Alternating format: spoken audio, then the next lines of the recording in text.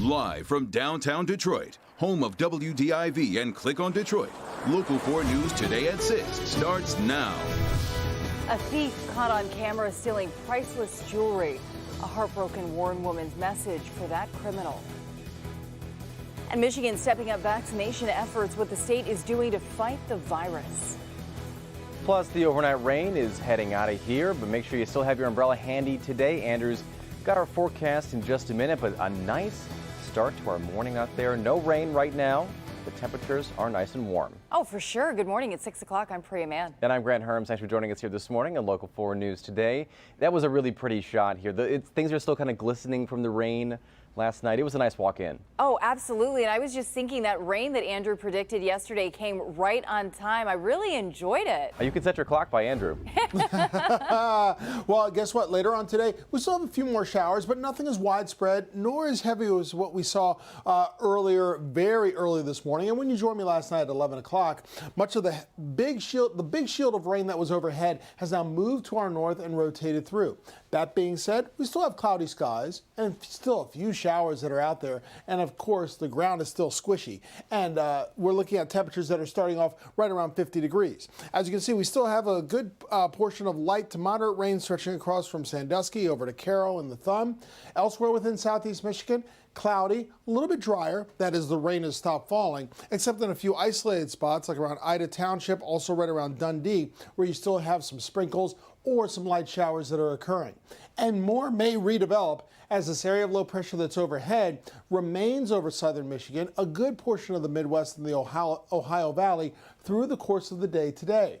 And it remains chilly to cool, with temperatures around 50 degrees this morning, only rising into the middle and upper 50s possibly this afternoon.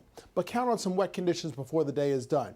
You can track any showers that redevelop all day long by taking the weather in the palm of your hand, taking it on the go with the Local Forecasters app.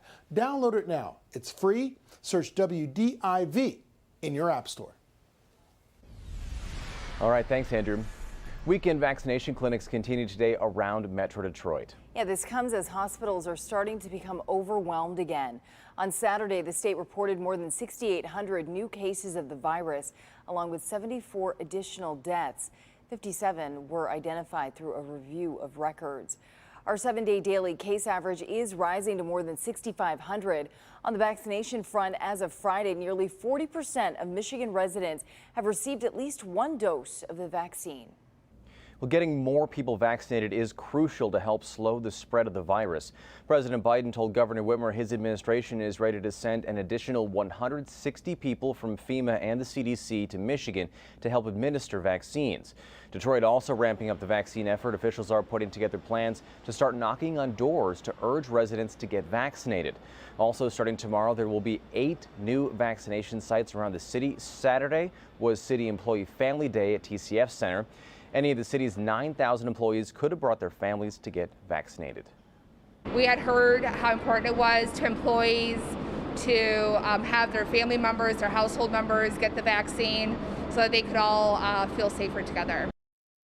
We have a list of places where you can get a vaccine, track appointment openings and clinics. It's all on clickondetroit.com. Up to 240 unaccompanied migrant children could arrive here in Michigan as soon as today.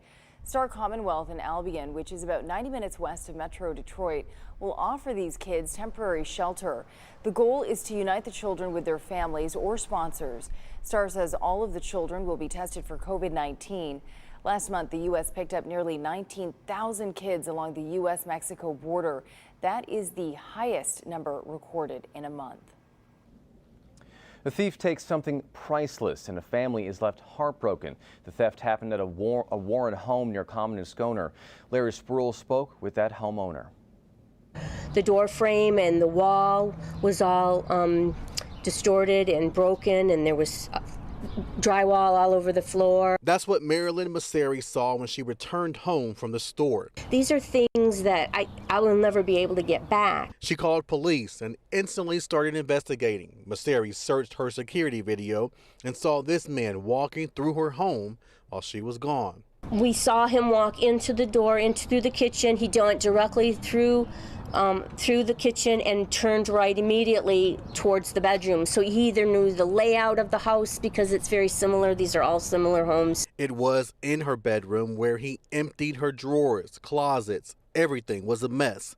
Then she realized he stole her precious jewelry. He took the most important, most beautiful heirlooms that I had, that was given from my mother, who had passed away 10 years ago, and my godmother, who passed away a few years ago. These are things that I will never be able to get back. I had a beautiful heart-shaped necklace made of diamonds with a amethyst in the middle. She wants to tell that man this. You didn't just take from me jewelry. You took these precious, beautiful things that my mother gave to me, my grandmother, my godmother gave to me, that I cherished, and shame on you. Reporting in Warren, Larry Spruill, Local 4. Time now is 6:06, and Detroit police are asking for help to catch 4 men wanted in a carjacking. Take a look at these photos. Police say one of the suspects stole a 2011 gold Chevy Equinox at a gas station on West 8 Mile. 3 other suspects were seen leaving that car. Police say the group of men then carjacked a 32-year-old man. If you can help police, please call Crime Stoppers at 1-800-SPEAK-UP. Controversy for Governor Whitmer's office this morning after a top aide posts family photos on social media from a beach in Florida. The photos popped up on the same day the governor encouraged personal responsibility and asked schools to go virtual after spring break. Newly surfaced photos of Governor Whitmer's Chief Operating Officer Tricia Foster on spring break in the Florida Keys. The trip, first reported by the far-right website Breitbart, shows a set of photos posted by Foster on the beach and comments asking, "Are you in Siesta Key?" Foster replying, "Likely." In another comment, Foster saying a family member was homesick with COVID, so she planned her Florida trip 24 hours before leaving. In response, the governor's spokesperson Robert Letty saying Foster is fully vaccinated and was safe to travel under both CDC and state guidelines.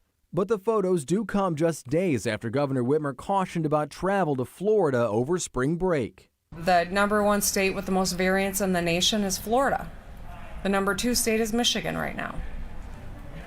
Anyone who lives here in Michigan knows that there's a lot of travel back and forth between the states, and it bears out in some of those numbers. According to the CDC, those who are fully vaccinated can travel domestically without having to take a test before or after, and those who travel did not have to quarantine once they return. But the trip is being called hypocrisy from opponents of the governor. Online, the Michigan Republican Party co-chair tweeting at Governor Whitmer, calling her pandemic orders horrible and calling on her to open this state. Right now, the state of Michigan does not have a ban on travel, nor are businesses shuttered under pandemic orders. And Foster's photos seem to have been taken down from her Facebook page. The governor's office did not say whether there would be any consequences for that high-ranking aide. We do have a lot more coming up for you, though, this morning on Local 4 News Today. But first, let's check in with Andrew Humphrey. Could we see a repeat of yesterday, Andrew? Well, Priya and Grant, there is a possibility of rain, but the heavier rain, the more widespread rain, has already moved on. We still have this big circulation around, so there's still a chance of a few showers here and there with this instability. I'll let you know when and when this rain is out of here in your 7-day forecast. All right, thank you, Andrew. And today is National Pet Day, and we asked for viewers to submit photos of your furry or not so furry friends. Let's check out the Portilli family from Dexter. This is Parrot Vinny and Hedgehog Snickerdoodle. I love that pair. And this is Maurice and Barry. Barb Wachowski of Clinton Township posted this photo of her 2 cats together, aptly named after the Bee Gees. I feel like we should do this every weekend. I like this a lot. We'll be right back.